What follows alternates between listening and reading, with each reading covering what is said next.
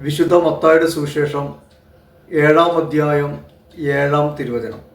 ചോദിക്കുവിൻ, നിങ്ങൾക്ക് ലഭിക്കും; അന്വേഷിക്കുവിൻ, നിങ്ങൾ കണ്ടെത്തും; മുട്ടുവിൻ, നിങ്ങൾക്ക് തുറന്നു കിട്ടും.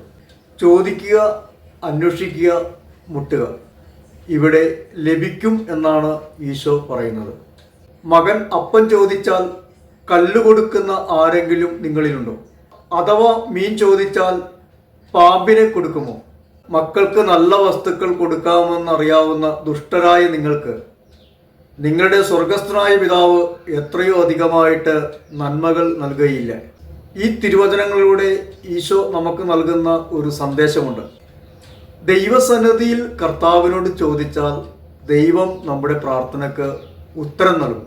ഈ തിരുവചനങ്ങൾ എഴുതി വെച്ച് നമുക്ക് പ്രാർത്ഥിക്കാം.